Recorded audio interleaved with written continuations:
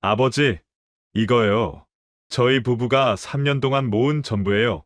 아버지가 먼저 쓰세요. 수천억을 다루던 손이 떨렸습니다. 꾸깃꾸깃한 10,000원짜리 앞에서 떨린 건 처음이었어요. 지폐 사이에 접힌 메모지가 하나 끼워져 있었습니다. 펼쳤어요.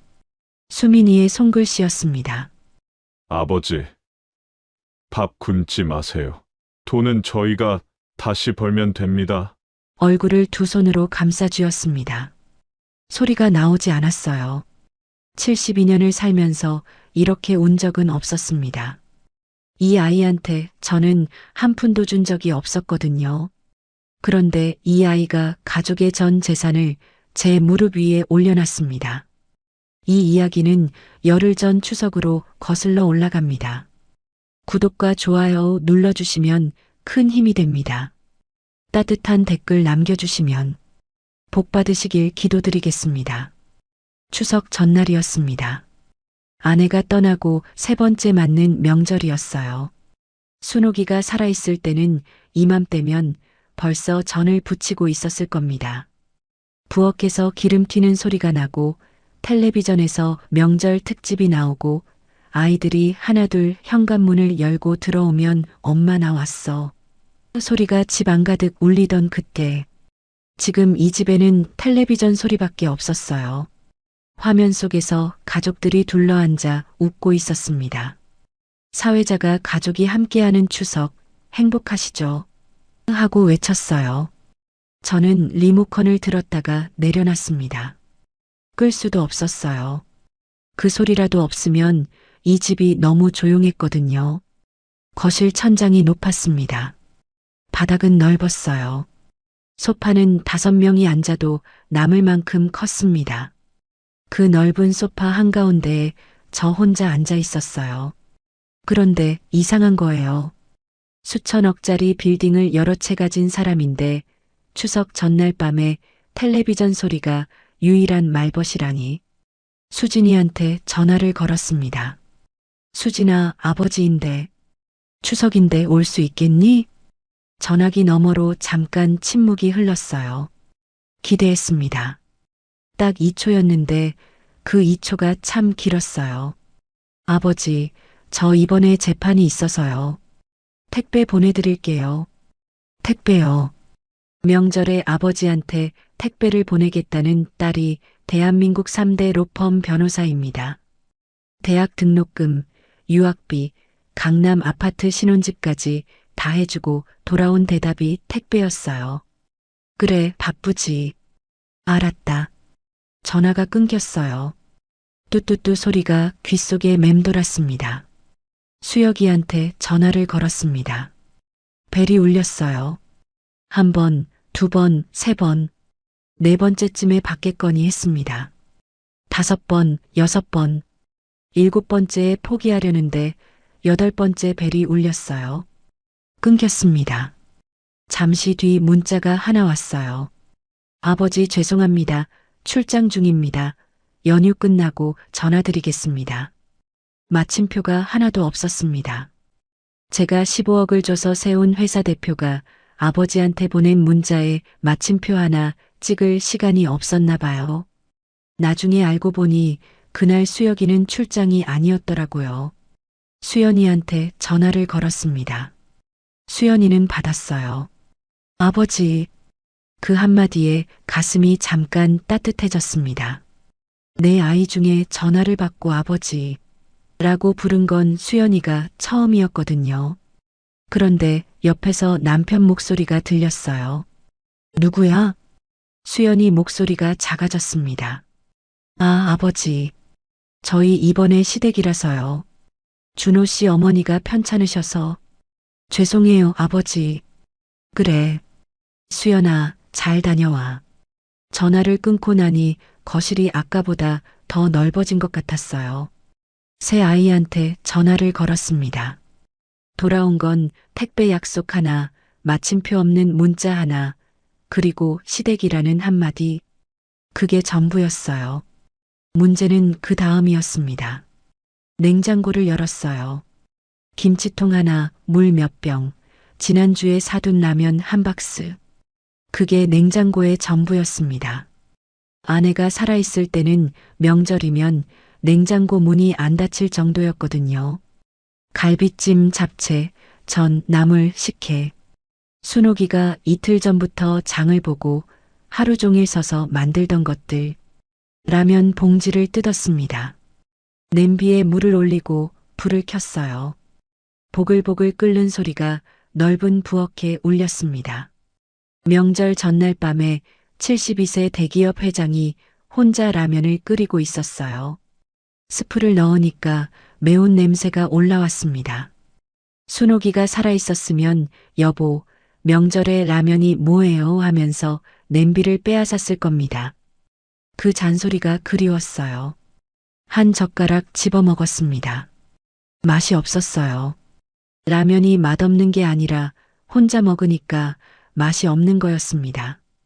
국물을 한 모금 마시는데 목이 메었어요. 라면 국물 때문이 아니었습니다. 저는 그때 몰랐어요. 이 맛없는 라면이 열흘 뒤 먹게 될 칼국수 한 그릇의 복선이라는 걸. 라면을 반쯤 남기고 서재로 들어갔습니다.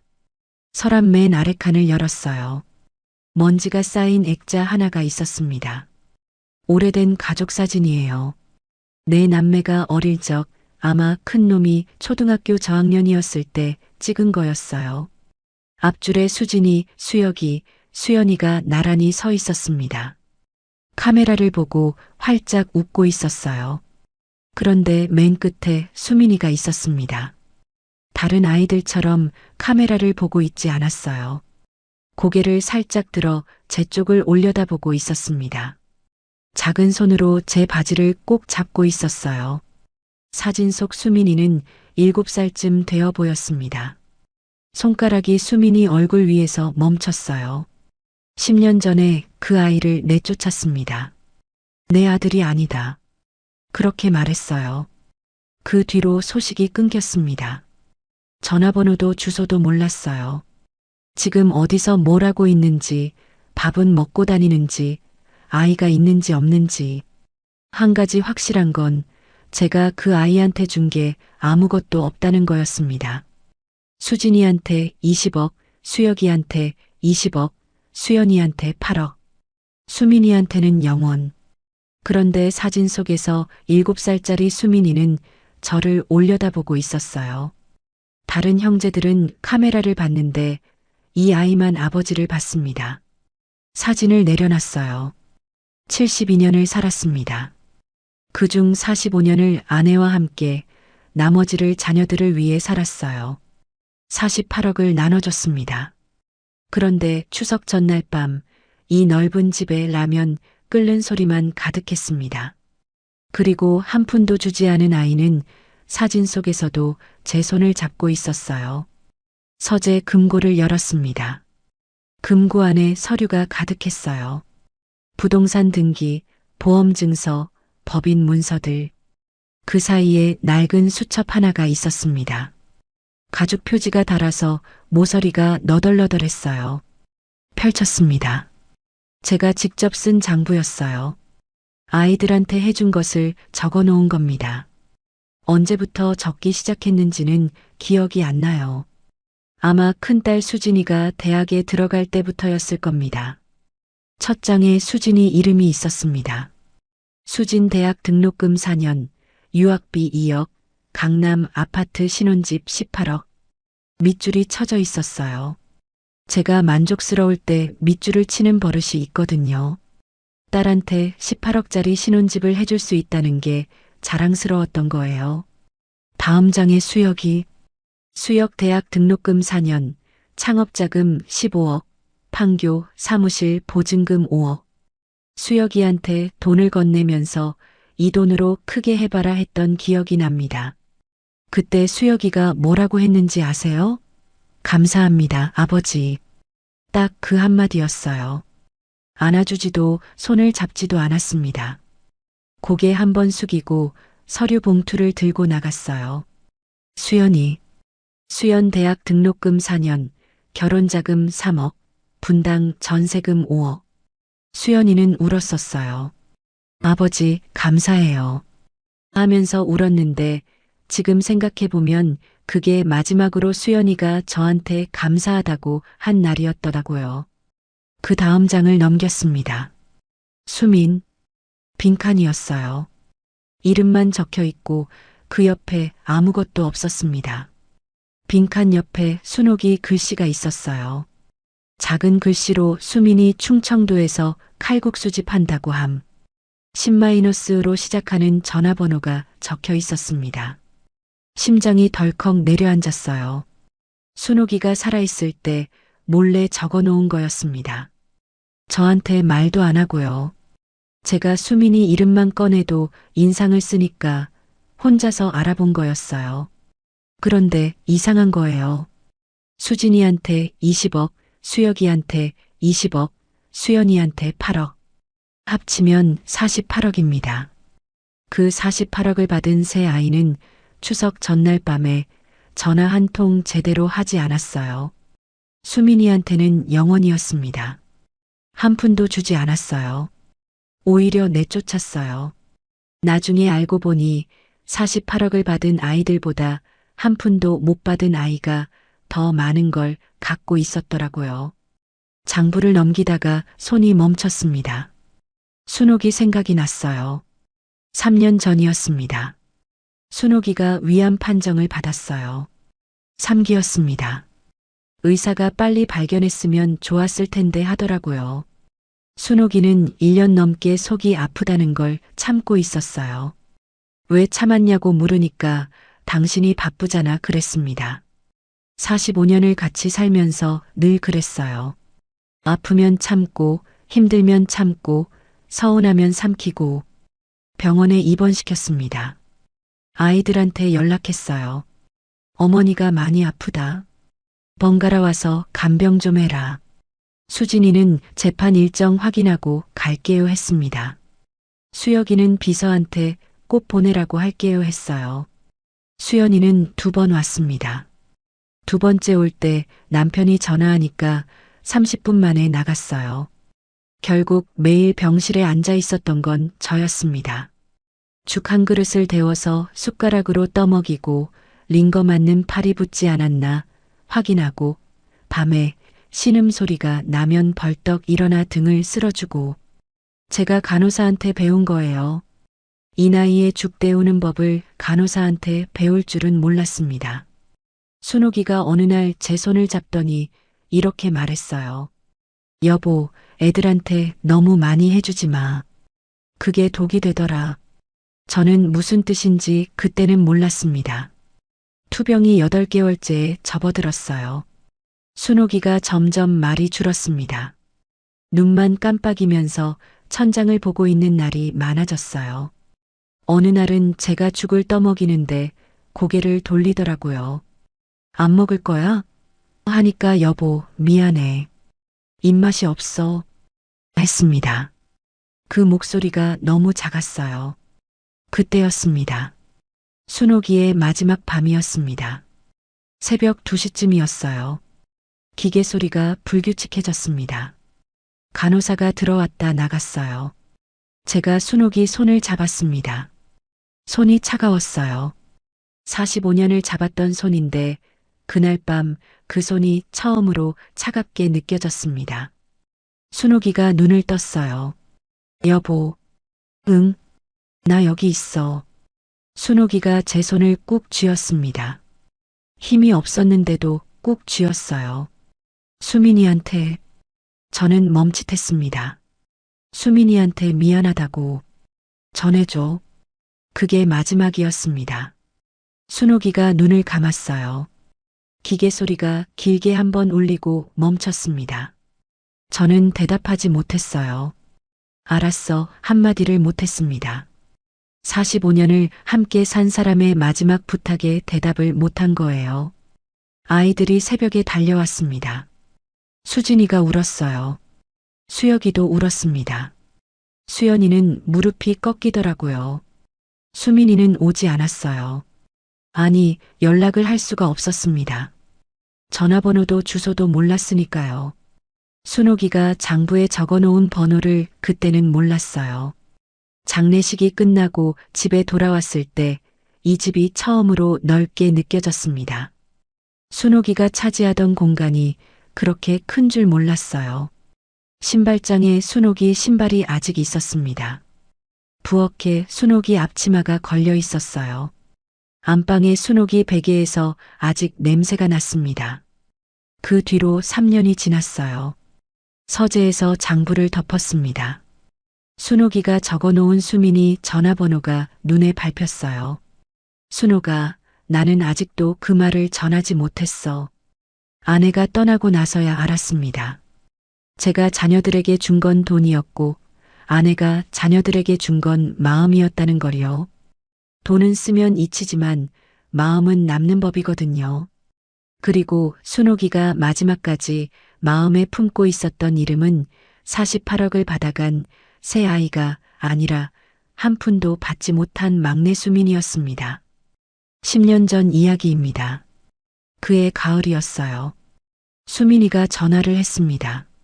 아버지, 드릴 말씀이 있어요. 내일 집에 갈게요. 평소에 수민이는 그런 식으로 미리 말하는 아이가 아니었어요. 드릴 말씀이 있다는 건 뭔가 단단히 결심했다는 뜻이었습니다. 그때 저는 62세였어요. 한성그룹이 건설에서 유통까지 확장하던 시기였고 회사가 가장 잘 나갈 때였습니다. 자신감이 넘쳤어요. 내가 맞다고 생각하면 그게 맞는 거였고 내가 아니라고 하면 그게 아닌 거였습니다. 그게 수천억짜리 사업을 일군 사람의 습관이었어요. 다음 날 수민이가 왔습니다. 혼자가 아니었어요. 옆에 여자가 하나 서 있었습니다. 소박한 원피스를 입고 있었어요. 진한 꽃무늬도 아니고 고급 브랜드도 아닌 동대문 시장에서 살 법한 연한 하늘색 원피스? 흰색 단화를 신고 있었는데 발끝이 살짝 달아있더라고요. 손에 과일 상자를 하나 들고 있었습니다. 떨고 있었어요. 손이요. 아버님, 처음 뵙겠습니다. 목소리도 떨렸습니다. 고개를 90도로 숙였어요. 인사는 반듯했습니다. 그런데 저는 그 인사보다 다른 신발이 먼저 눈에 들어왔어요. 순옥이가 부엌에서 나오면서 어머, 수민아 왔구나 하더니 은지를 보고 멈칫했습니다. 상황을 파악한 거예요. 순옥이는 그런 게 빨랐어요. 얼른 은지한테 다가가서 어서 와 앉아 하면서 소파로 안내했습니다. 저는 안 앉았어요. 서서 내려다봤습니다. 수민아, 이 사람이 누구냐? 수민이가 일어섰습니다. 은지 옆에 섰어요. 아버지, 은지예요. 저 결혼하고 싶은 사람이에요. 심장이 한 박자 빠졌습니다. 결혼이라고 했어요. 한성그룹 회장의 막내 아들이 결혼을 하겠다는데 저한테 미리 상의 한 번 없이 사람을 데리고 온 겁니다. 앉아. 셋이 앉았습니다. 순옥이가 차를 가져왔어요. 은지가 두 손으로 찻잔을 받았는데 손이 여전히 떨리고 있었습니다. 아버지가 뭐 하시는 분이야? 제가 물었습니다. 은지가 고개를 들었어요. 시장에서 철물점을 하고 계세요. 철물점? 저는 입을 다물었습니다. 순옥이가 옆에서 제 팔을 살짝 잡았어요. 여보하는 눈빛이었습니다. 저는 그 손을 뿌리쳤어요. 어머니는 식당에서 보조 일을 하고 계세요. 거실 공기가 얼어붙었습니다. 수민아, 나하고 얘기 좀 하자. 서재로 데리고 갔습니다. 문을 닫았어요. 수민아, 내가 한성그룹 회장 아들인데 시장 철물점 딸이라니. 수민이는 가만히 서 있었습니다. 아버지, 은지는 좋은 사람이에요. 좋은 사람이다냐? 집안이 맞아야지. 목소리가 높아졌습니다. 제 목소리가요. 아버지, 집안이 전부가 아니잖아요. 전부가 아니면 뭐가 전부냐? 내가 이 회사를 맨손으로 일궜어. 그게 뭐 때문인지 알아? 너희들한테 좋은 환경 만들어주려고 그런 거야. 그런데 내가 시장 철물점 딸을 데려와?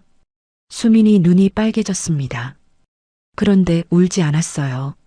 아버지, 저는 환경이 아니라 사람을 보고 결혼하는 거예요. 사람은 환경이 만드는 거야. 제가 책상을 쳤습니다.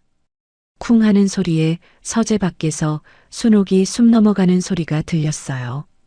나중에 알고 보니 그 말이 제가 평생 한 말 중에 가장 틀린 말이었더라고요. 수민이가 한 발짝 물러섰습니다. 그리고 조용히 말했어요. 아버지, 저 은지 없이는 못 살아요. 저는 그 말을 들었어야 했습니다. 못 살아요라는 말이 28살짜리 아들 입에서 나왔으면 그게 진심이라는 걸 알아들었어야 했어요. 그런데 저는 못 들었습니다. 그러면 나가. 현관이었습니다. 수민이가 신발을 신고 있었어요. 은지가 옆에 서 있었습니다. 과일 상자는 거실 테이블 위에 그대로 놓여 있었어요. 은지가 들고 온 건데 가져가지도 못하고 저는 현관까지 따라 나왔습니다. 순옥이가 뒤에서 제 팔을 잡았어요. 여보, 그만해 하는 목소리가 들렸지만 저는 뿌리쳤습니다. 그 여자랑 결혼하려면 내 아들이 아니다. 나가. 수민이가 운동화 끈을 묶었습니다. 천천히요. 떨리는 손으로 천천히 묶었어요. 은지는 고개를 숙이고 눈물을 삼키고 있었습니다. 소리를 내지 않았어요. 그 조용한 울음이 지금도 기억납니다. 수민이가 일어섰습니다. 돌아봤어요. 아버지. 저는 대답하지 않았습니다. 저는 그래도 이 사람이랑 살겠습니다. 수민이 눈이 빨갛게 충혈되어 있었어요. 울지는 않았습니다. 28년을 아버지 밑에서 살면서 배운 거였어요. 이 아이는 저를 닮아서 울지 않는 아이였거든요. 아버지, 건강하세요. 그 한마디를 남기고 문이 닫혔습니다. 쿵. 그 소리가 10년이 지난 지금도 귀에 남아 있어요. 순옥이가 안방으로 들어갔습니다. 문을 닫더니 소리 없이 울었어요. 벽 너머로 흐느끼는 소리가 가늘게 새어나왔습니다. 저는 안방 문 앞에 서서 들었어요. 문을 열 수가 없었습니다. 열면 제가 틀렸다는 걸 인정하는 거니까요. 그때는 그렇게 생각했습니다. 며칠 뒤 수진이가 전화를 했어요. 아버지가 잘하신 거예요. 집안이 맞아야죠. 수혁이는 아무 말도 안 했습니다. 관심이 없었던 거예요. 수연이만 달랐습니다. 아무 말 없이 고개를 숙였어요. 찬성도 반대도 아닌 그냥 고개를 숙인 겁니다. 저는 그때 수연이의 그 침묵이 무슨 뜻인지 몰랐습니다. 그 뒤로 10년이 지났어요. 수민이한테서 연락은 한 번도 오지 않았습니다. 저도 하지 않았어요. 아버지로서 당연한 일을 했다고 생각했거든요. 10년이 지나서야 알았습니다. 그날 문을 닫은 건 수민이가 아니라 저였다는 걸. 수민이가 현관문을 나가면서 마지막으로 한 말이 아버지, 건강하세요였어요. 내쫓는 아버지한테 건강하라고 한 겁니다. 그 한마디의 무게를 저는 10년이 지나서야 느꼈습니다. 추석 연휴가 끝나고 첫 출근이었습니다. 사무실에 들어서니 오상철이 이미 와 있었어요. 30년을 함께 일한 사람이거든요.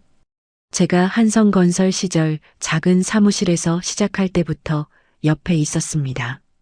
저보다 9살 아래인데 머리카락은 저보다 먼저 빠졌어요. 회장님, 차 가져왔습니다. 오상철이 탁자 위에 찻잔을 놓았습니다. 따뜻한 김이 올라왔어요. 저는 소파에 앉아서 그 김을 한참 바라봤습니다. 상철아. 예, 회장님. 나 추석에 라면 먹었어. 오상철이 찻잔을 내려놓는 손이 멈췄습니다. 잠깐 침묵이 흘렀어요. 그리고 천천히 고개를 숙였습니다. 말이 없었어요. 이 사람은 30년을 옆에서 보면서 제가 뭘 먹었는지, 누구를 만났는지, 언제 아팠는지 다 아는 사람이에요. 72세 한성그룹 회장이 명절에 혼자 라면을 끓여 먹었다는 말이 무슨 뜻인지 오상철은 알았습니다. 수진이한테 전화했더니 택배 보내겠대. 수혁이는 전화를 끊었어. 수연이는 시댁이래. 한마디 한마디를 내뱉을 때마다 오상철의 어깨가 조금씩 처지더라고요. 30년 동안 같이 일하면서 내가 아이들한테 얼마를 줬는지 알지? 알고 있습니다. 48억이야, 상철아. 48억을 나눠줬는데 추석에 전화 한 통이 안 와. 저는 차를 한 모금 마셨습니다. 뜨거웠어요. 혀끝이 데었는데 그 통증이 오히려 반가웠습니다. 아무것도 안 느껴지는 것보다는 나았거든요. 아이들한테 마지막으로 한 가지만 확인하고 싶다. 오상철이 고개를 들었습니다. 무엇을 말씀이십니까? 내가 아이들한테 돈만 준 건지, 마음도 준 건지. 오상철이 저를 바라봤어요. 눈이 젖어 있었습니다. 이 사람이 우는 건 사모님 장례식 이후로 처음이었어요. 어떻게 하실 생각이십니까? 파산했다고 해라. 오상철이 멈칫했습니다. 회장님? 내가 파산했다고 아이들한테 알려. 투자 사기에 연루돼서 전 자산이 가압류 당했다고. 오상철이 한참 동안 저를 바라봤어요. 저도 오상철을 바라봤습니다. 30년을 함께한 사람끼리는 말이 필요 없는 순간이 있어요. 오상철은 제가 미쳤다고 생각하지 않았습니다. 왜 이걸 하려는지 알았거든요. 시나리오를 만들어야 합니다. 오상철이 자리에서 일어나 테이블로 갔어요. 노트북을 열고 서류를 꺼냈습니다. 이 사람은 법무팀장이에요. 거짓말을 진짜처럼 만드는 건 법무팀장이 제일 잘하는 일이었습니다.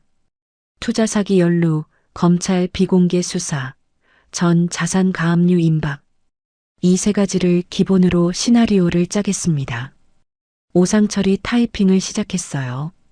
아이들한테 개별 연락하되 아직 언론에는 안 나간 상태라고 합니다.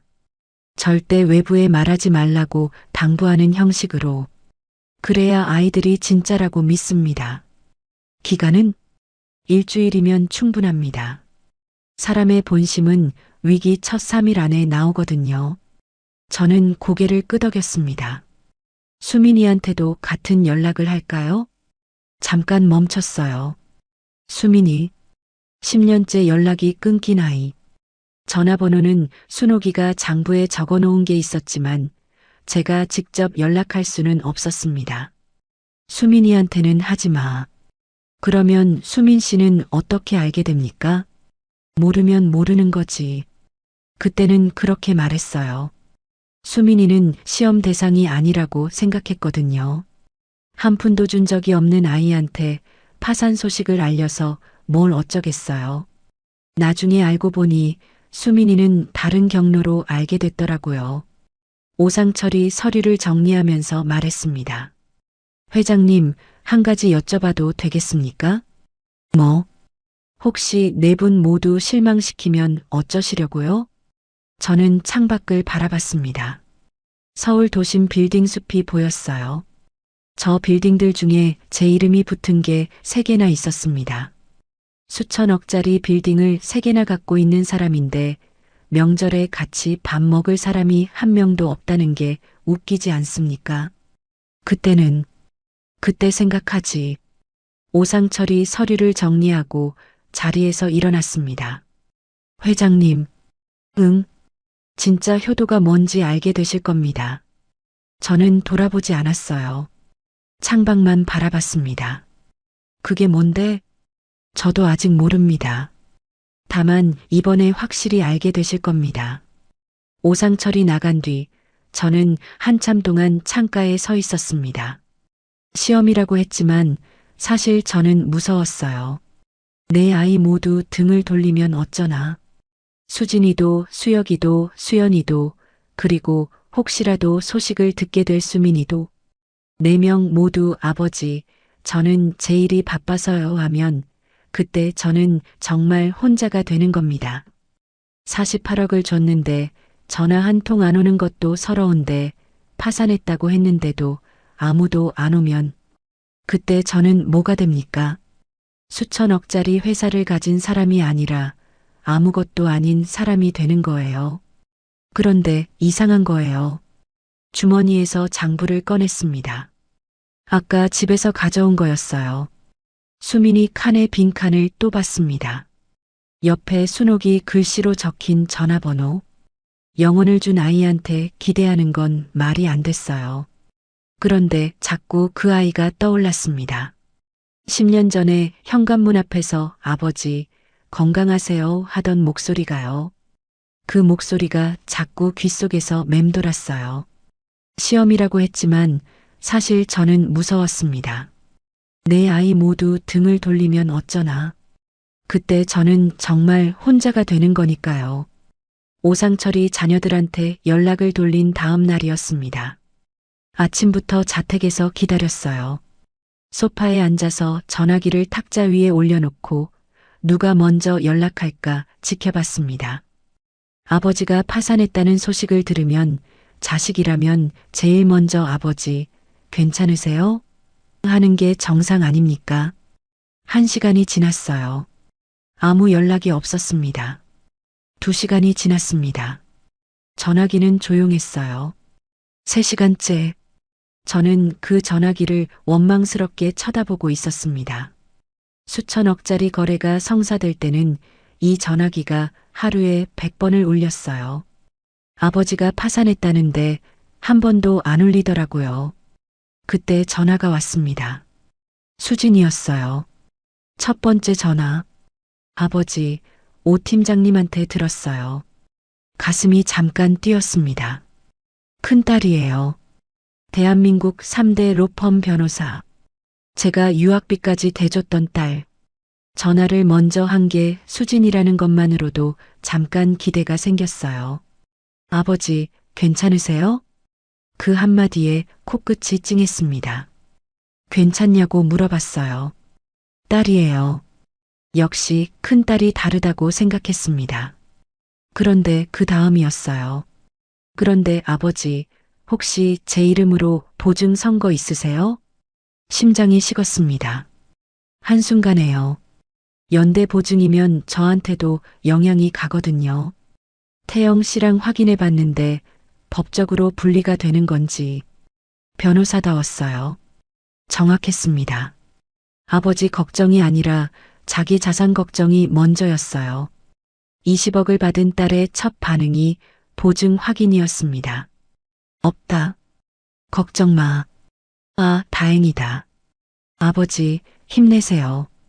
제가 좋은 변호사 알아봐 드릴게요. 전화가 끊겼어요. 통화 시간 3분 42초. 그 중에 괜찮으세요?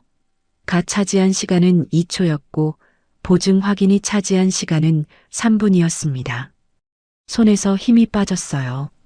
수혁이한테 직접 전화를 걸었습니다. 큰아들이니까 혹시 먼저 연락을 못한 사정이 있을 수도 있잖아요. 아, 아버지. 들었습니다. 목소리가 빨랐어요. 바쁜 사람 특유의 목소리. 지금 미팅 중이라 나중에 다시 전화드리겠습니다. 끊겼습니다. 뚜뚜뚜. 나중에요. 아버지가 파산했다는데 나중에라니. 저는 한참 동안 전화기를 들고 서 있었어요. 끊긴 전화의 뚜뚜뚜 소리가 귓속에서 메아리 쳤습니다. 그런데 문제는 그 다음이었습니다. 오후에 오상철한테서 보고가 왔어요. 회장님, 수혁 씨가 오늘 아침에 변호사에게 연락했습니다. 뭘? 한성그룹 지분 중 본인 명의 자산 보전 방법을 문의했습니다. 혹시 그룹이 파산할 경우 자기 명의로 되어 있는 주식과 부동산을 어떻게 지킬 수 있는지. 저는 아무 말도 하지 못했어요. 15억을 줘서 세운 회사가 있었습니다. 그 회사가 잘 되니까 지분을 나눠줬어요. 아버지 회사의 지분이었습니다. 아버지가 파산할 수도 있다는 소식에 아들이 제일 먼저 한 일이 자기 지분을 지키는 거였어요. 창밖을 바라봤습니다. 아무 말도 안 나왔어요. 분노도 아니었습니다. 분노는 기대가 있을 때 나오는 거거든요. 저한테는 이미 기대가 없었어요. 마지막 기대는 수연이었습니다. 수연이가 남편 최준호와 함께 왔어요. 현관문이 열리는 소리에 벌떡 일어났습니다. 솔직히 말하면 가슴이 뛰었어요. 직접 찾아온 건 수연이가 처음이었거든요. 아버지, 저희가 왔어요. 수연이 목소리가 떨렸습니다. 눈이 빨갛더라고요. 울었나 봐요. 오는 길에 울었나 봅니다. 거실 소파에 마주 앉았어요. 수연이 옆에 최준호가 앉았습니다. 저는 차를 내오려다가 말았어요. 수연이가 직접 올 정도면 뭔가 다를 수 있다고 생각했거든요. 아버지, 저희가 사실... 수연이가 입을 열었습니다. 그런데 최준호가 먼저 말했어요. 장인어른, 저희도 사실 지금 빠듯해서요. 수연이가 남편을 쳐다봤습니다. 잠깐이었어요. 아주 짧은 순간에 수연이 눈에 뭔가가 스쳤습니다.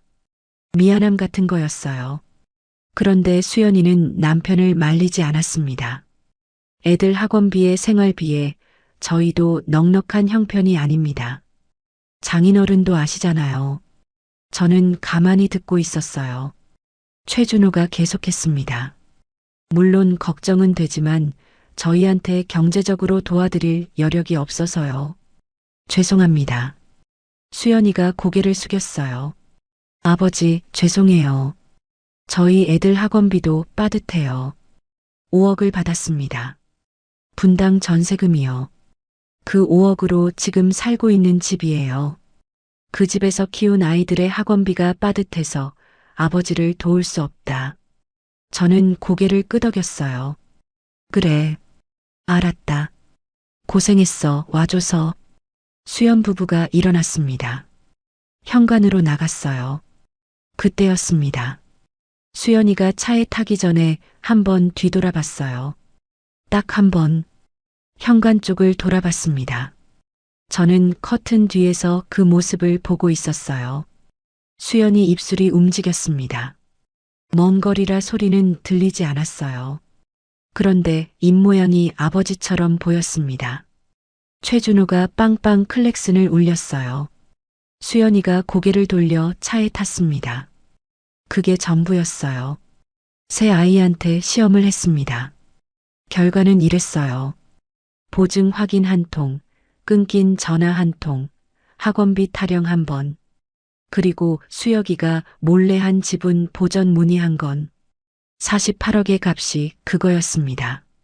서재로 들어갔습니다. 장부를 다시 꺼냈어요. 이제는 익숙한 동작이었습니다. 수진 20억, 수혁 20억, 수연 8억, 수민 빈칸 48억을 줬는데 전화 한 통이 제대로 안 오고 한 푼도 안 준 아이는 10년째 소식이 없었습니다. 손가락으로 숫자를 하나하나 짚었어요. 20억, 20억, 8억. 합이 48억이었습니다. 넉넉하게 줬어요. 아낌없이 줬습니다. 아이들이 부족함 없이 살길 바랐거든요. 그런데 이상한 거예요. 돈을 많이 준 아이일수록 더 차가웠습니다. 20억을 받은 수진이는 보증부터 확인했어요. 20억을 받은 수혁이는 지분부터 챙겼습니다. 8억을 받은 수연이는 그래도 왔지만 남편 말에 고개를 숙이고 갔어요. 순옥이가 했던 말이 떠올랐습니다. 여보, 애들한테 너무 많이 해주지 마. 그게 독이 되더라. 그때는 무슨 뜻인지 몰랐어요. 지금은 알겠습니다. 너무 많이 줬더니 아이들이 그걸 당연한 줄 알게 된 거예요. 아버지가 주는 건 원래 그런 거라고 생각한 겁니다. 그러니까 아버지한테 돌려줄 게 없는 거예요. 처음부터 받은 적이 없다고 생각하니까요. 장부를 덮었습니다. 그리고 수민이 칸을 다시 봤어요. 빈칸, 영원. 그 옆에 순옥이가 적어놓은 전화번호. 48억을 나눠준 새 아이는 등을 돌렸고 한 푼도 주지 않은 아이는 10년째 아버지, 건강하세요라는 마지막 말만 남기고 사라져 있었습니다. 그런데 자꾸 그 마지막 말이 떠올랐어요. 아버지, 건강하세요. 내쫓는 아버지한테 건강하라고 했던 아이. 그 아이가 지금 어디서 뭘 하고 있는지, 밥은 먹고 있는지, 아이는 건강한지 전화기를 꺼냈습니다. 순옥이가 적어놓은 번호를 눌러볼까 했어요. 손가락이 화면 위에서 멈췄습니다. 누를 수가 없었어요. 10년 동안 한 번도 연락하지 않은 아버지가 갑자기 전화하면 수민이가 뭐라고 하겠습니까? 지금 와서 왜요? 할 수도 있었어요. 아니, 그 말을 들을 자격도 없었습니다. 전화기를 내려놨어요. 창밖이 어두워지고 있었습니다. 오늘도 이 넓은 집에 저 혼자였어요. 그런데 이상하게 48억을 받아간 새 아이보다 한 푼도 받지 못한 수민이가 자꾸 떠올랐습니다. 10년 전 현관문 앞에서 돌아보던 그 빨간 눈이요. 그 밤 잠이 오지 않았어요. 그날 밤 잠이 오지 않았습니다. 침대에 누워서 천장을 보다가 다시 서재로 갔어요. 장부를 펼칠 생각은 아니었습니다. 이미 충분히 봤거든요. 20, 28 그리고 빈칸. 그 숫자들은 눈을 감아도 보였어요. 서랍을 열었습니다. 뭘 찾으려는 건지 저도 몰랐어요. 그냥 손이 먼저 움직였습니다. 서류 봉투, 도장, 오래된 명함처. 그 아래에 뭔가가 잡혔어요. 넥타이였습니다. 낡은 넥타이 하나. 풀린 실이 한쪽에서 삐죽 나와 있었고 색이 바래서 원래 무슨 색이었는지 알 수 없을 정도였어요. 그런데 만지는 순간 기억이 났습니다. 수민이가 중학교 2학년 때였어요. 제 생일이었습니다.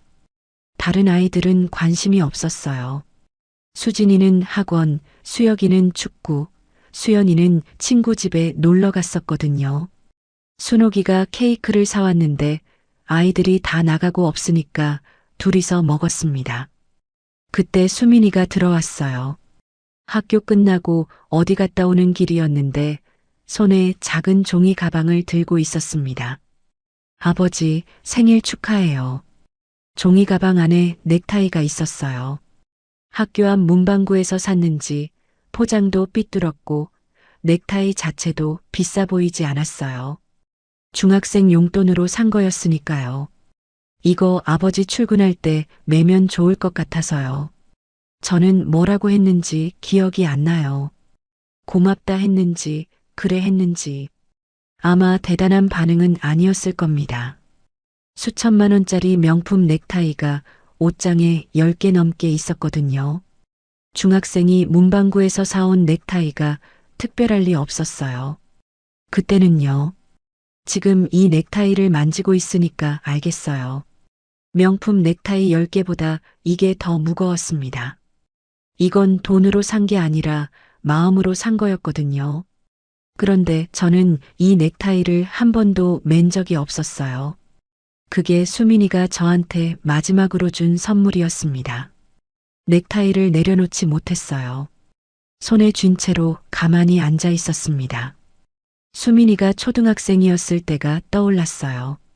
다른 형제들이 학원 가고 없는 토요일 오후에 수민이만 회사에 놀러 왔거든요. 비서실 소파에 앉아서 숙제를 하다가 제가 나오면 뛰어와서 이렇게 말했어요. 아버지, 저 커서 아버지 회사에서 일할 거예요.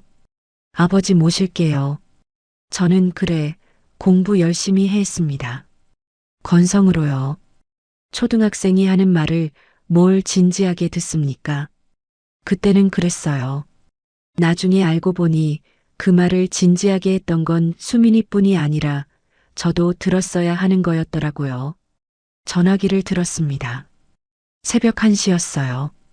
오상철한테 전화하기엔 늦은 시간이었지만 이 사람은 30년 동안 제가 새벽에 전화해도 한 번도 짜증을 낸 적이 없었습니다. 상철아. 예, 회장님. 무슨 일이십니까? 수민이가 어디 있는지 알아? 전화기 너머로 잠깐 침묵이 흘렀어요. 충청도 세종읍 재래시장에서 칼국수집을 하고 있습니다. 알고 있었어요. 장부에 순옥이가 적어놓은 걸 이미 봤으니까요. 그런데 오상철한테 직접 듣고 싶었습니다. 제 입으로 수민이 이름을 말하고 싶었어요. 10년 만에 처음으로. 어떻게 알아? 사모님이 돌아가시기 전에 저한테 수민 씨 주소를 물어보셨습니다. 심장이 멈추는 줄 알았어요. 순옥이가? 예. 사모님이 투병 중이실 때 어느 날 제가 병문안을 갔는데 갑자기 물으시더라고요. 상철 씨, 수민이가 어디 있는지 알아요? 그래서 제가 알아봐서 알려드렸습니다. 저는 아무 말도 못했어요. 순옥이가 병상에서 암과 싸우면서 아픈 몸으로 수민이를 찾고 있었던 겁니다. 저한테는 말도 안 하고요. 제가 수민이 이름만 꺼내면 인상을 쓰니까 혼자서 오상철한테 물어본 거였어요. 사모님이 그때 뭐라고 하셨냐면요. 뭐라고? 수민이가 밥은 먹고 다니는지 모르겠다. 그러셨습니다. 목이 메었어요. 순옥이의 마지막 유언이 수민이한테 미안하다고 전해줘였습니다. 그런데 그 유언보다 먼저 순옥이는 이미 수민이를 찾고 있었던 거예요. 죽어가면서도 아들이 밥을 먹고 다니는지 걱정하면서 상철아, 예, 수민이한테 찾아가 봐야겠다. 전화를 끊었습니다. 새벽 서재에 혼자 앉아 있었어요. 손에는 아직 넥타이가 쥐어져 있었습니다. 찾아가기로 했습니다. 그런데 두려웠어요. 10년 만에 나타난 아버지를 수민이가 받아줄까? 지금 와서 왜요? 하면 뭐라고 대답하지? 아이들이 다 등을 돌려서 외로워서 왔다고? 그건 너무 비참했어요. 보고 싶어서 왔다고? 10년 동안 연락 한 번 없던 사람이 보고 싶다니 그건 뻔뻔한 거였습니다. 침대에 누웠어요. 천장이 보였습니다. 어두웠어요. 이상한 거예요. 수천억 원어치 계약서에 도장 찍을 때는 손이 안 떨렸습니다. 국회 청문회에 불려갔을 때도 목소리가 안 떨렸어요. 재벌 총수 모임에서 연설할 때도 심장이 뛰지 않았습니다. 그런데 아들 칼국수집 문을 열 생각을 하니까 손이 떨렸어요. 순옥이가 떠올랐습니다. 병상에서 오상철한테 물었다는 순옥이. 수민이가 밥은 먹고 다니는지 모르겠다. 순옥이는 죽어가면서도 수민이 밥 걱정을 했어요. 그리고 순옥이의 마지막 말. 수민이한테 미안하다고 전해줘. 3년이 지났습니다. 아직 전하지 못했어요. 전할 수 있는 사람은 저밖에 없었습니다. 자격이 있냐고요? 없었어요. 10년 동안 내 아들이 아니다 하고 등을 돌린 사람한테 무슨 자격이 있겠습니까? 그런데 자격이 없어도 가야 했어요. 순옥이가 부탁했으니까요. 45년을 함께 산 사람의 마지막 부탁이었으니까요. 눈을 감았습니다. 수민이가 현관문을 나가면서 했던 말이 또 떠올랐어요. 아버지, 건강하세요. 그 한마디가 10년째 제 안에 남아 있었습니다. 내쫓는 아버지한테 건강하라고 한 아이. 그 아이가 지금 시골 재래시장에서 칼국수를 만들고 있었어요. 내일 가야겠다고 생각했습니다. 아니, 가겠다고 결심했습니다. 잠이 오지 않았어요. 그런데 이상하게 어젯밤보다는 덜 외로웠습니다. 갈 곳이 생겼으니까요. 이른 아침이었습니다. 옷장을 열었어요. 양복이 수십 벌 걸려 있었습니다. 이태리 맞춤, 영국 맞춤, 캐시미어 코트. 명함 하나 꺼내면 사람들이 허리를 굽히게 만드는 옷들이었어요. 그 옷들을 다 지나쳐서 맨 구석을 뒤졌습니다. 있었어요. 10년도 넘은 등산복. 카키색이었는데 발에서 흑색에 가까웠고 지퍼 하나가 고장 나 있었습니다. 순옥이가 여보, 이건 이제 버려 했던 옷이에요. 제가 편해서 좋아하니까 순옥이가 한숨을 쉬면서 옷장 맨 구석에 밀어 넣었거든요. 꺼내서 입었습니다. 거울 앞에 섰어요. 초라한 노인이 한 명 서 있었습니다. 발엔 등산 점퍼에 구겨진 흰면 셔츠, 무릎이 늘어난 회색 면바지, 낡은 흰 운동화. 아무리 봐도 수천억 대 재벌 회장 같지 않았어요. 동네 공원에서 체조하는 할아버지처럼 보였습니다. 그런데 이상한 거예요. 그 모습이 오히려 마음에 들었습니다. 수민이한테 양복을 입고 가면 안 됐어요. 한성그룹 회장으로 가는 게 아니라 아버지로 가는 거였으니까요. 양복을 입으면 저도 모르게 회장님 목소리가 나올 것 같았거든요. 수민아, 아버지가 왔다가 아니라 수민, 너 지금 여기서 뭐 하는 거냐 같은 말이요. 주머니를 확인했습니다. 지갑, 전화기, 그리고 장부에서 뜯어낸 종이 한 장. 순옥이가 적어놓은 수민이 주소와 전화번호. 그게 전부였어요. 운전기사한테 연락하지 않았습니다. 비서한테도 말하지 않았어요. 혼자 현관문을 열고 나갔습니다. 택시를 잡았어요. 어디 가세요? 고속버스 터미널이요. 기사님이 백미러로 저를 한번 보더니 아무 말 없이 출발했습니다. 72세 노인이 이른 아침에 낡은 등산복을 입고 혼자 고속버스 터미널에 간다. 무슨 사연이 있겠거니 했겠지요. 터미널에 도착해서 표를 샀습니다. 어르신, 세종읍이요? 2시간 걸리는데 괜찮으세요? 창구 직원이 물었어요. 젊은 여직원이었습니다. 제 차림새를 보고 걱정이 됐나 봐요. 괜찮아요. 아들 보러 가는 거예요. 그 말이 입에서 나오는 순간 목이 메었습니다. 아들 보러 간다. 10년 만에 처음으로 그 말을 했어요. 버스에 올랐습니다. 창가 자리였어요. 옆자리는 비어 있었습니다. 버스가 출발하니까 서울 풍경이 움직이기 시작했어요. 강남의 빌딩 숲이 스쳐 지나갔습니다.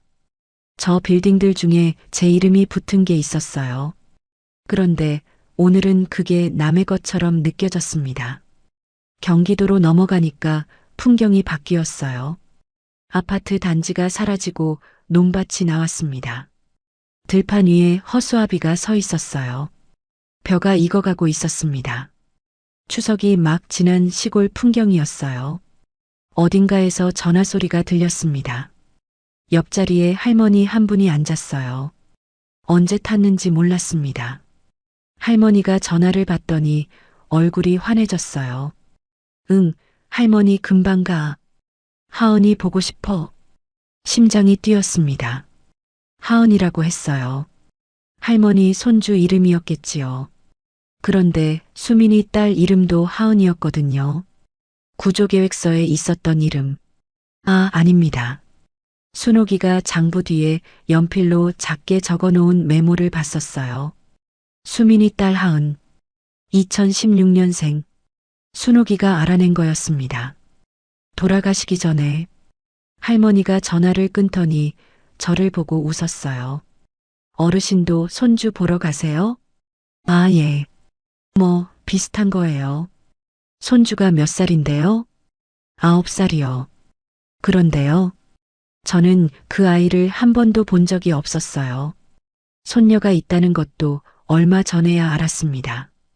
9년 동안 존재도 몰랐던 손녀. 그 아이가 저를 알까요? 할아버지가 있다는 걸 알기나 할까요? 할머니가 봉지에서 귤을 하나 꺼내서 건네줬어요. 드세요. 가는 길이 긴데 귤 하나를 받았습니다. 낯선 할머니한테 귤을 받아본 게 몇십 년 만인지 모르겠어요. 수천억을 가진 사람인데 귤 하나에 코끝이 찡했습니다. 아무도 안 챙겨주는 명절을 보냈더니 모르는 사람의 귤 한 개가 이렇게 따뜻한 거였어요. 충청도에 접어들었습니다. 산이 낮아졌어요. 나무에 단풍이 들기 시작했고 가을 햇살이 버스 유리창을 통해 무릎 위에 떨어졌습니다. 따뜻했어요. 그런데 가까워질수록 심장이 빨라졌습니다. 수민이가 안 받아주면 어쩌지? 문을 열었는데 누구세요? 하면 어쩌지? 아니, 그보다 더 무서운 건 수민이가 저를 보고 아무 표정도 안 짓는 거였어요. 화를 내면 그래도 감정이라도 남아있는 거잖아요. 아무 감정도 없으면 그건 이미 아버지가 아닌 거니까요. 세종읍 버스 정류장에 도착했습니다. 작은 정류장이었어요. 지붕이 슬레이트로 된 낡은 정류장. 서울 고속버스 터미널의 100분의 1도 안 되는 크기였습니다. 내린 사람이 저 포함 3명이었어요. 순옥이가 적어놓은 주소를 보고 걸었습니다. 재래시장 입구까지 10분이 걸렸어요. 시장 안으로 들어가니까 건어물 냄새, 과일 냄새, 반찬 냄새가 섞여서 밀려왔습니다. 아주 오래전 제가 어릴 때 다니던 시장 냄새와 비슷했어요. 시장 골목을 지나는데 간판이 보였습니다. 수민 칼국수.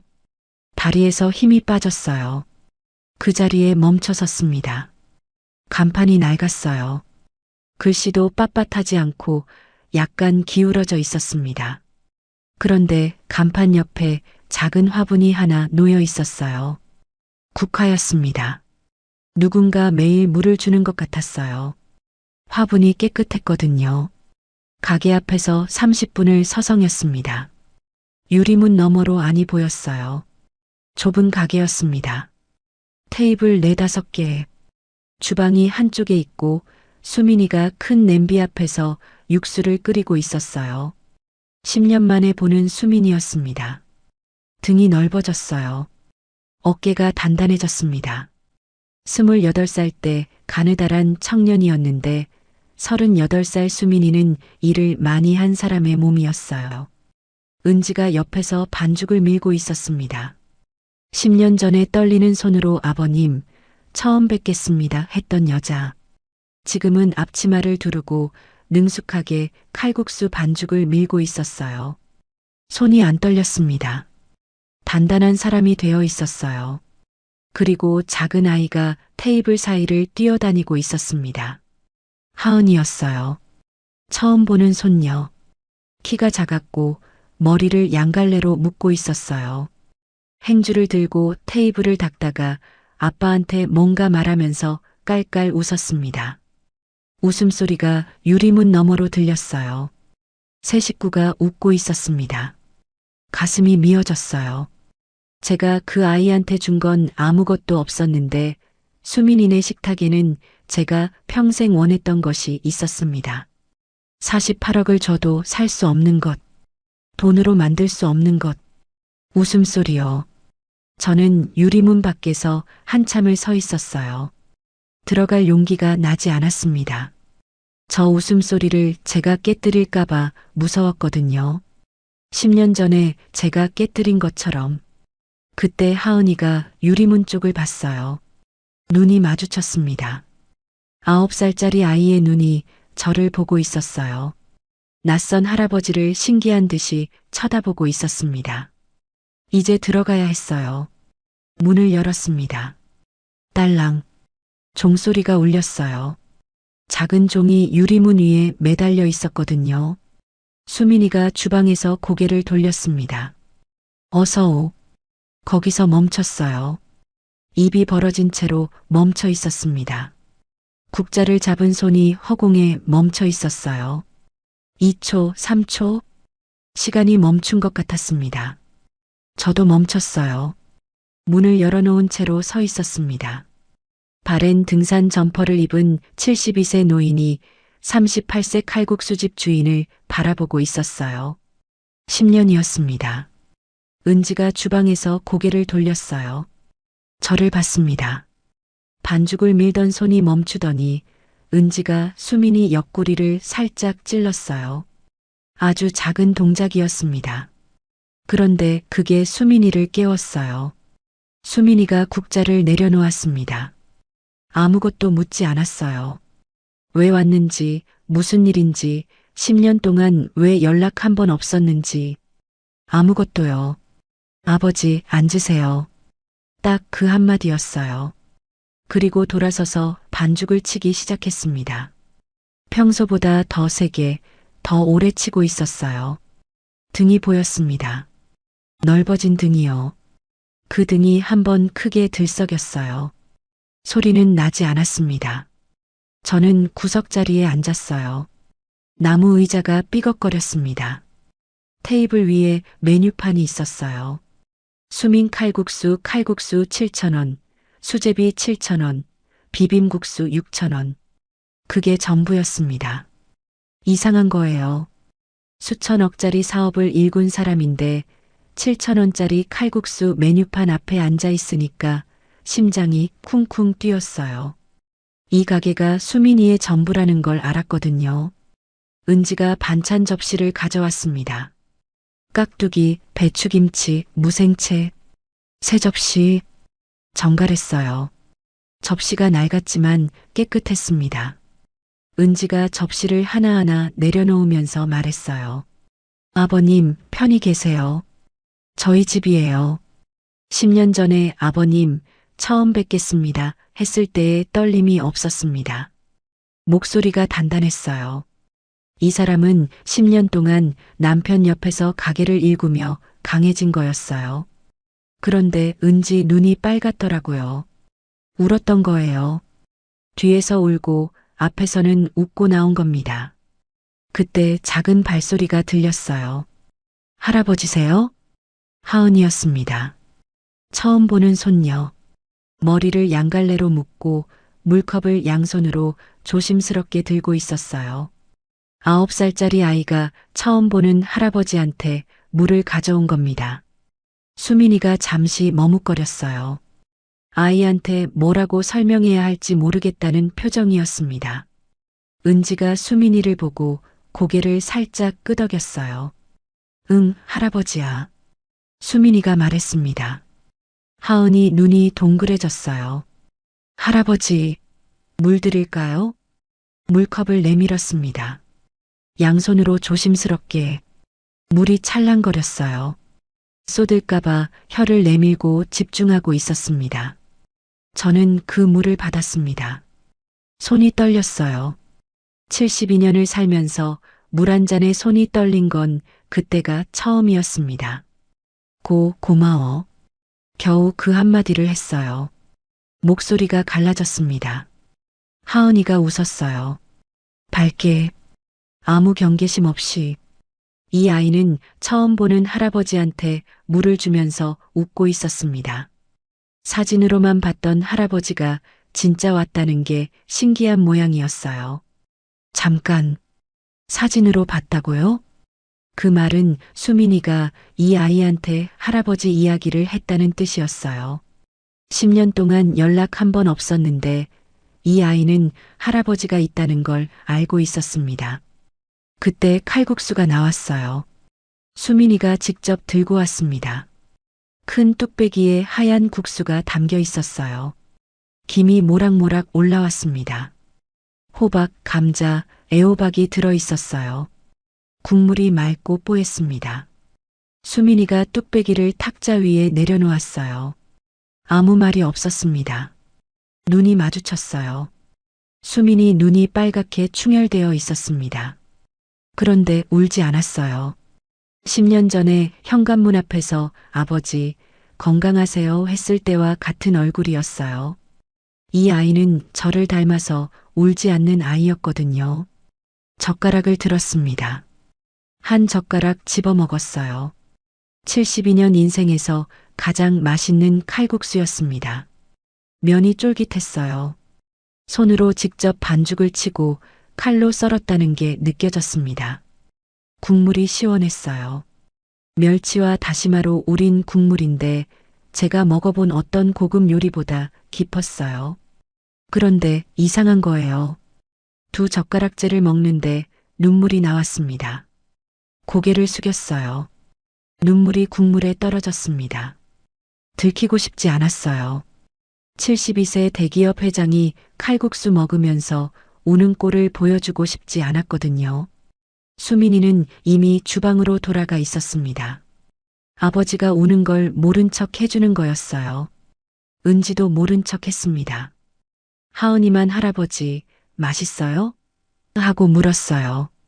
저는 고개만 끄덕였습니다. 말을 하면 울음이 터질 것 같았거든요. 점심시간이 되니까 손님이 들어오기 시작했어요. 동네 사람들이었습니다. 사장님, 칼국수 둘이요. 하면서 들어왔어요. 수민이가 예, 잠시만요. 하면서 주문을 받았습니다. 은지가 능숙하게 반찬을 세팅하고 하은이가 아빠, 여기 물 없대. 하면서 뛰어다녔어요. 가난하지만 행복한 가족이었습니다. 48억을 줘도 살 수 없는 풍경이었어요. 점심 장사가 끝나갈 무렵이었어요. 저는 칼국수를 다 비우고 가만히 앉아 있었습니다. 가게 안을 둘러보는데 벽에 뭔가가 붙어 있었어요. 가족 사진이 아니었습니다. 아이가 그린 그림들이었어요. 크레용으로 그린 것들, 꽃, 나무, 강아지, 무지개, 그리고 그 사이에 큰 종이 하나, 우리 가족이라고 적혀 있었습니다. 하은이가 그린 거였어요. 네 사람이 그려져 있었습니다. 아빠, 엄마, 자기, 그리고 한 명이 더, 키가 크고 머리가 하얀 사람이 오른쪽 끝에 그려져 있었어요. 하은아. 제가 불렀습니다. 하은이가 뛰어왔어요. 이 사람은 누구야? 하은이가 그림을 보더니 웃었어요. 할아버지요. 심장이 멈추는 줄 알았습니다. 사진으로만 봤는데 오늘 진짜 왔다. 하은이가 깔깔 웃으면서 뛰어갔어요. 아빠, 할아버지 진짜 왔어. 저는 그 그림 앞에서 한참을 서 있었습니다. 한 번도 만난 적 없는 손녀가 저를 그려놓았어요. 우리 가족에 넣어놓았습니다. 수민이가 이 아이한테 할아버지 사진을 보여줬다는 뜻이에요. 10년 동안 한 번도 찾아오지 않은 할아버지를 이 아이의 우리 가족에서 빼지 않았다는 뜻이었습니다. 저는 수민이한테 내 아들이 아니다 했어요. 그런데 수민이는 자기 딸한테 할아버지가 있다고 가르친 거예요. 제가 수민이를 지웠는데 수민이는 저를 지우지 않았습니다. 점심 장사가 끝났어요. 손님이 다 나갔습니다. 수민이가 주방을 정리하고 있었어요. 수민이는 저한테 아무것도 묻지 않았습니다. 왜 왔는지, 무슨 일인지, 10년 동안 왜 연락 한 번 없었는지, 아무것도요. 대신 칼국수 한 그릇을 내밀었어요. 그게 수민이의 대답이었습니다. 저녁 장사가 끝났습니다. 마지막 손님이 나가고 수민이가 간판 불을 껐어요.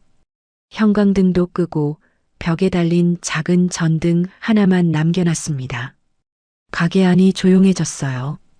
낮에 시끌벅적하던 그 좁은 공간이 갑자기 넓어진 것 같았습니다. 하은이가 2층 다락방에서 잠들었어요. 은지가 아이를 재우고 내려왔습니다. 수민이가 주방을 정리하고 가게 한쪽 테이블로 왔어요. 셋이 앉았습니다. 수민이, 은지, 그리고 저. 테이블 위에 보리차 3잔이 놓여 있었어요. 아무도 말을 하지 않았습니다. 오래된 시계가 째깍째깍 소리를 냈어요. 그 소리가 유일한 소리였습니다. 10년이었어요.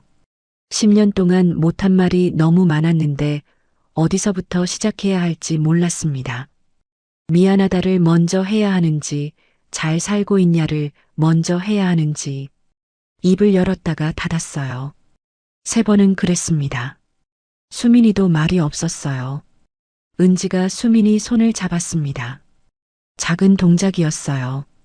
테이블 아래에서 남편 손을 꼭 쥐는 거였어요. 수민이가 은지를 봤습니다. 은지가 고개를 살짝 끄덕였어요. 그때 수민이가 자리에서 일어났습니다. 주방 쪽으로 갔어요.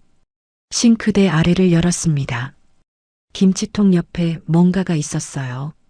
수민이가 거기서 빛바랜 갈색 봉투를 꺼냈습니다. 심장이 빨라졌어요. 수민이가 돌아와서 제 앞에 앉았습니다. 봉투를 두 손으로 잡고 있었어요. 손이 떨리고 있었습니다. 이 아이가 떠는 걸 본 적이 거의 없었어요. 10년 전 현관에서 아버지 건강하세요 할 때도 떨지 않았거든요. 그런데 지금 떨고 있었습니다. 수민이가 봉투를 제 무릎 위에 올려놓았습니다. 아버지, 이거요. 목소리가 갈라졌어요. 가게 보증금 넣으려고 저희 부부가 3년 동안 모은 건데요. 은지가 옆에서 남편 팔을 살짝 잡았어요. 힘내라는 뜻이었겠지요. 아버지가 먼저 쓰세요. 저희는 월세로 옮기면 됩니다. 저는 봉투를 내려다봤습니다. 가벼웠어요. 무게로 따지면 아무것도 아닌 봉투였습니다. 제가 평소에 다루는 돈은 억 단위였거든요. 계약서 한 장에 수십억이 오갔어요. 그런데 이 봉투가 수천억보다 무거웠습니다. 봉투를 열었어요. 꾸깃꾸깃한 지폐가 가득했습니다. 5,000원짜리, 만원짜리. 빳빳한 새 돈이 아니었어요. 구겨지고 접히고 어떤 건 테이프로 붙여놓은 것도 있었습니다. 장사하면서 받은 거스름 돈을 하나하나 모은 거였어요. 세어보지 않았습니다. 세어볼 필요가 없었어요. 이 봉투 안에 든 돈이 얼마인지가 중요한 게 아니었거든요. 이게 이 가족의 전부라는 게 중요했습니다. 3년을 모았다고 했어요. 7,000원짜리 칼국수를 하루에 몇 그릇이나 팔아야 이만큼이 모이겠습니까? 비 오는 날은 손님이 없었을 거예요. 여름에 칼국수 장사가 안 될 때도 있었을 겁니다. 그래도 5,000원, 만원씩 모은 거였어요. 그런데 이상한 거예요. 지폐 사이에 접힌 메모지가 하나 끼워져 있었습니다. 작은 종이였어요. 수민이의 손글씨. 펼쳤습니다. 아버지, 밥 굶지 마세요. 돈은 저희가 다시 벌면 됩니다. 그 한 줄이었어요. 세상이 멈췄습니다. 글자가 흐려졌어요. 눈물이 메모지 위에 떨어졌습니다. 한 방울, 두 방울. 수민이의 글씨가 번졌어요. 제가 번지게 한 거였습니다. 얼굴을 두 손으로 감싸 쥐었어요. 소리가 나오지 않았습니다. 소리를 내면 안 될 것 같았어요. 한성그룹 회장이 칼국수 집에서 울고 있다는 게 창피한 게 아니었어요. 이 아이 앞에서 울면 이 아이가 더 아플 것 같았거든요. 그런데 못 참았어요. 어깨가 떨렸습니다. 숨이 새어나왔어요. 흐느끼는 소리가 손가락 사이로 빠져나갔습니다. 이건 파산에 대한 눈물이 아니었어요. 10년 동안 이 아이한테 미안하다 한마디 못한 저 자신에 대한 눈물이었습니다. 48억을 나눠준 새 아이한테 돌아온 건 보증 확인과 지분 문의와 학원비 타령이었어요. 한 푼도 주지 않은 이 아이가 내민 건 가족의 전 재산이었습니다. 아버지, 밥 굶지 마세요. 수민이가 집을 나갈 때 마지막으로 한 말이 아버지, 건강하세요였어요. 10년이 지났는데 이 아이는 여전히 같은 말을 하고 있었습니다. 밥 먹으라고, 건강하라고, 아버지를 걱정하고 있었어요. 변한 건 저였습니다. 수민이가 조용히 제 옆으로 왔어요. 앉더니 등을 쓸어줬습니다. 아무 말 없이 큰 손이 제 등을 천천히 원을 그리며 쓸었어요. 10년 전에 제가 이 아이 등을 이렇게 쓸어준 적이 있었나요? 없었습니다. 은지가 조용히 일어나 따뜻한 보리차를 한 잔 내려놓았어요. 소리가 나지 않게 조심스럽게, 그리고 살짝 물러나 앉았습니다. 이 가족은 소리를 내지 않는 사람들이었어요.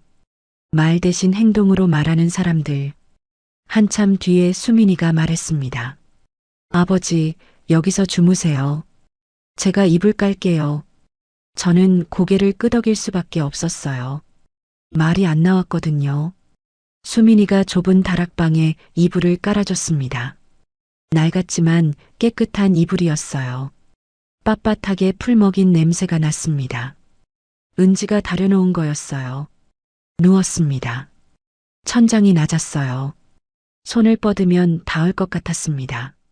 한남동 자택 천장은 3m가 넘었는데 이 다락방 천장은 180cm도 안 됐어요. 그런데 이상한 거예요.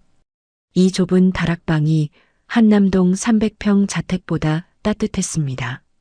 48억을 줘도 라면 한 그릇 안 끓여주던 아이들이 있고 한 푼도 안 줬는데 가족의 전 재산을 내미는 아이가 있었습니다. 아버지, 밥 굶지 마세요. 수민이가 집을 나갈 때 마지막으로 한 말이 아버지, 건강하세요였거든요. 10년이 지났는데 그 아이는 여전히 같은 말을 하고 있었습니다. 변한 건 저였어요. 일주일 뒤였습니다. 서울 한성그룹 본사 대회의실.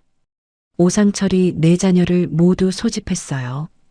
회장님께서 중요한 말씀이 있으시다는 연락이었습니다.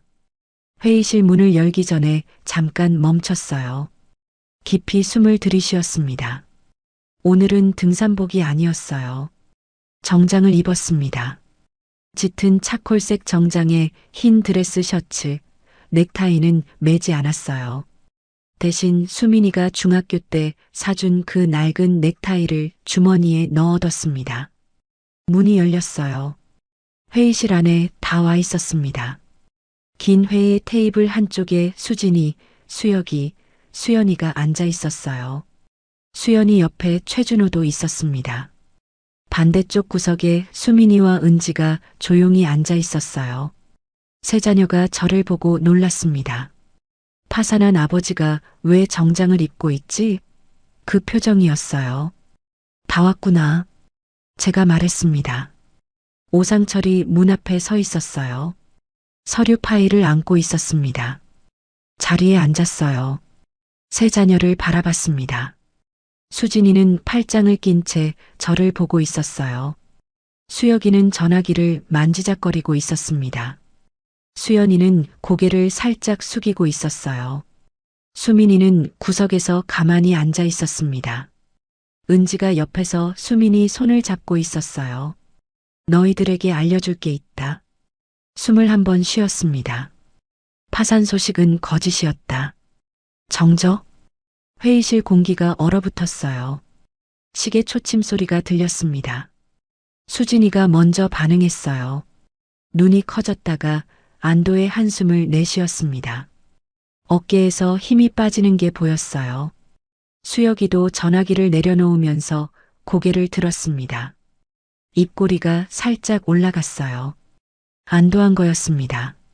수연이만 달랐어요. 안도가 아니라 불안이었습니다. 고개를 더 숙였어요.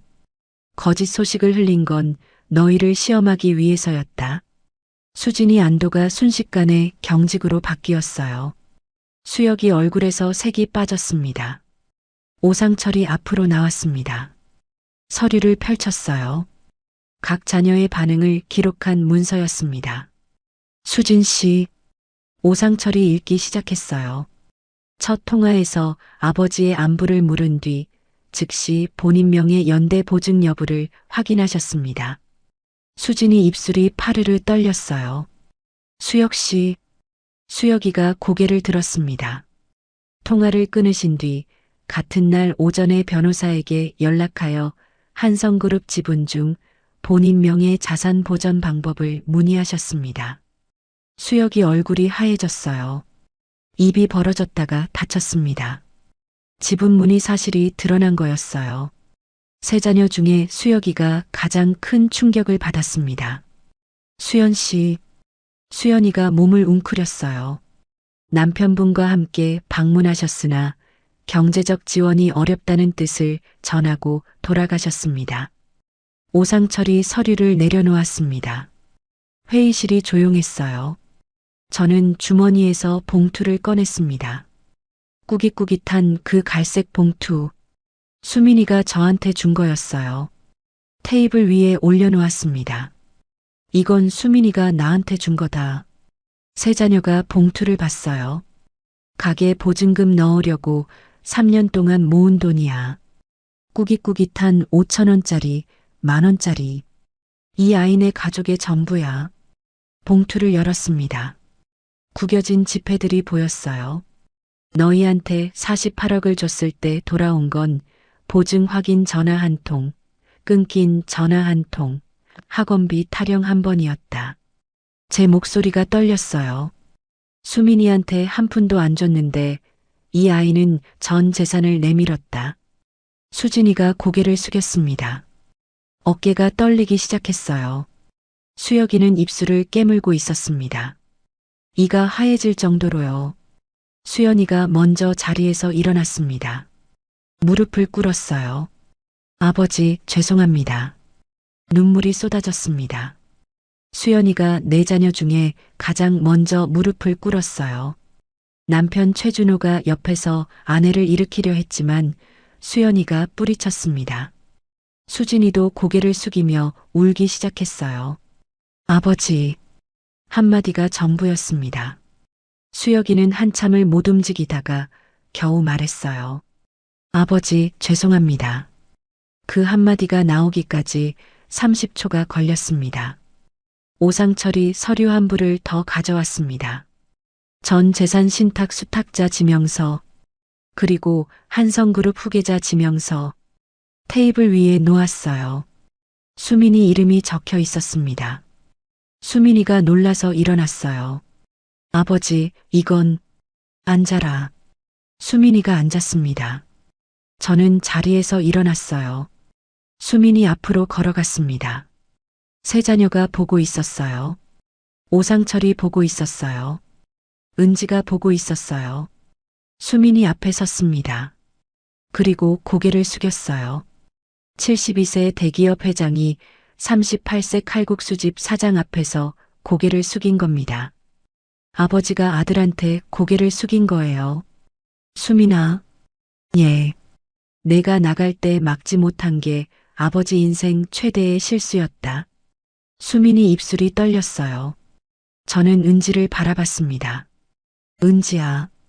은지가 눈을 크게 떴어요. 10년 전에는 그 여자라고 불렀던 사람한테 처음으로 이름을 부른 거였습니다. 미안하다. 우리 수민이 잘 지켜줘서 고맙다. 은지가 두 손으로 입을 막았어요. 눈물이 손가락 사이로 흘러내렸습니다. 그리고 한마디가 더 남아 있었어요. 수민아. 예, 아버지. 내 어머니가 마지막에 이 말을 전해달라고 했다. 회의실이 정적에 잠겼어요. 수민이한테 미안하다고. 수민이가 참았던 울음을 터뜨렸습니다. 재산 때문이 아니었어요. 후계자 지명 때문이 아니었습니다. 어머니가 미안하다고 했다는 그 말 한마디에 운 거였어요. 10년 동안 소식이 끊겼는데 어머니가 마지막까지 자기를 생각하고 있었다는 걸 그제서야 안 거예요. 수민이 어깨가 떨렸습니다. 소리가 나왔어요. 이 아이가 소리내서 우는 걸 저는 처음 봤습니다. 은지가 수민이를 안았어요. 수민이가 은지 어깨에 얼굴을 묻었습니다. 저는 마지막으로 이 말을 했습니다. 효도는 아파트가 아니라 칼국수 한 그릇이더라. 모두 울었어요. 그날 저는 알았습니다. 돈으로 살 수 있는 효도는 없다는 걸. 진짜 효도는 아무것도 없어도 밥 먹었어요? 그 한마디라는 걸. 1년이 지났습니다. 칼국수집이 달라졌어요. 수민이가 옆 가게를 하나 더 빌려서 매장을 넓혔습니다. 제가 투자하겠다고 했는데 수민이가 거절했어요. 아버지, 저희가 번 돈으로 하겠습니다. 그 한마디에 웃었습니다. 이 아이는 저를 닮아서 고집이 있었거든요. 간판도 새로 걸었어요. 수민 칼국수라는 글씨가 빳빳해졌습니다. 간판 옆에 여전히 국화 화분이 있었어요. 은지가 매일 물을 주고 있었습니다. 한 달에 한 번 저는 고속버스를 탑니다. 운전기사를 안 데려와요. 회장님, 제가 모시겠습니다 하는 걸 매번 거절합니다. 고속버스가 좋아졌어요. 창밖 구경도 되고 옆자리 사람이 귤을 건네주기도 하고 버스에서 내리면 시장 골목을 걸어갑니다. 재래시장 냄새가 코에 익었어요. 건어물 냄새, 호떡 냄새, 생선 냄새. 그 사이를 걸어가면 수민 칼국수 간판이 보여요. 문을 열면 하은이가 뛰어나옵니다. 할아버지, 이 한마디가 고속버스 2시간을 견디게 하는 힘이었어요. 하은이가 올해 10살이 됐습니다. 키가 조금 컸어요. 할아버지한테 구구단을 가르쳐 달라고 해요. 구구단을 가르쳐 주면서 이런 생각을 했습니다. 수천억짜리 사업을 운영할 때는 몰랐어요. 손녀한테 구구단을 가르쳐 주는 게 이렇게 행복한 일인 줄. 세 자녀도 달라졌습니다. 수진이가 한 달에 한 번 제게 직접 전화를 해요.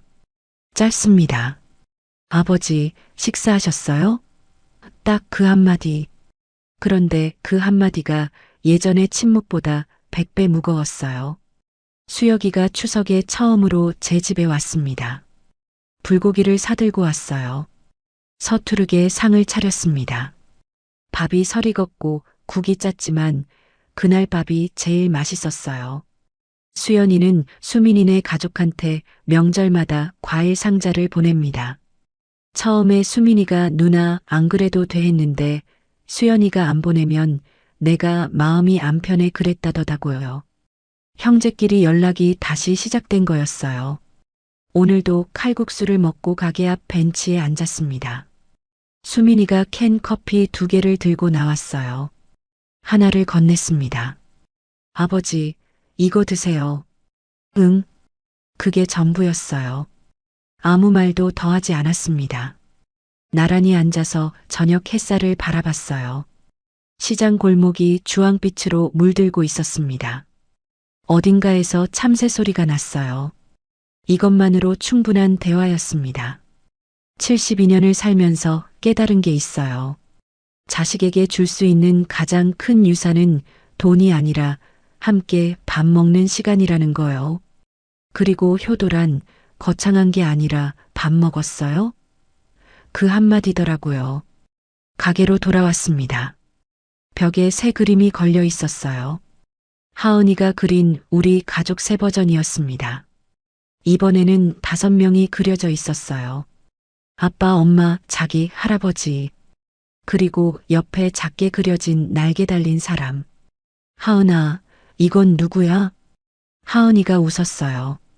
하늘에 계신 할머니. 웃으면서 눈물을 닦았습니다.